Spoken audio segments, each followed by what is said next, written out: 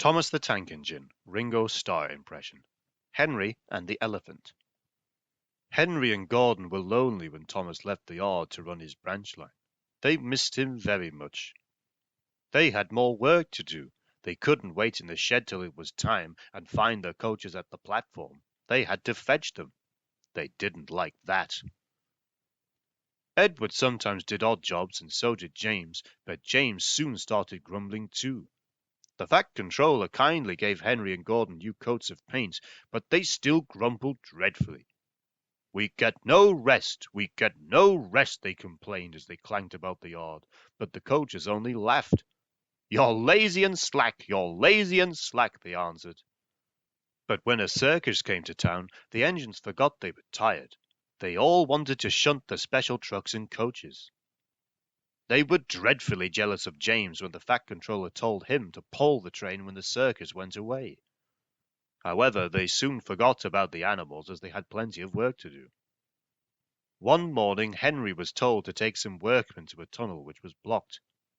He grumbled away to find 2 trucks to carry the workmen and their tools. Pushing trucks!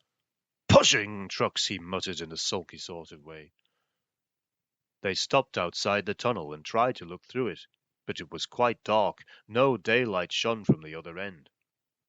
The workmen took their tools and went inside. Suddenly, with a shout, they all ran out looking frightened. We went to the block and started to dig, but it grunted and moved, they said. Rubbish, said the foreman. It's not rubbish, it's big and alive. We're not going in there again. Right, said the foreman. I'll ride in a truck and Henry shall push it out. Whoosh, said Henry unhappily. He hated tunnels. He had been shut up in one once, but this was worse. Something big and alive was inside. Beep, beep, beep, beep, beep, beep, beep, he whistled. I don't want to go in. Neither do I, said his driver, but we must clear the line. Oh dear, puffed Henry as they slowly advanced into the darkness. Suddenly there came a bump. Henry's driver shut off steam at once. Help!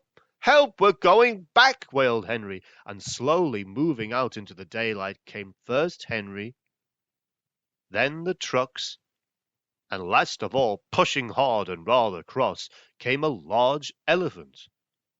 Well, I never did, said the foreman. It's an elephant from the circus.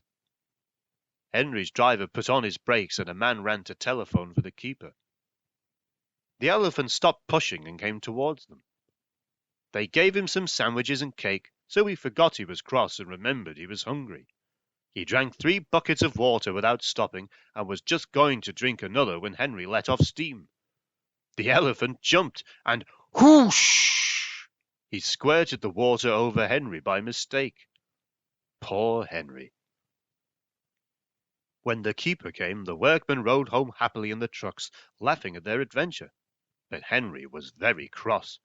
An elephant pushed me! An elephant whooshed me! He hissed. He was sulky all day, and his coaches had an uncomfortable time. Back in the shed that evening, he told Gordon and James about the elephant, and I am sorry to say that instead of laughing and telling him not to be silly, they looked sad and said, You poor engine, you have been badly treated.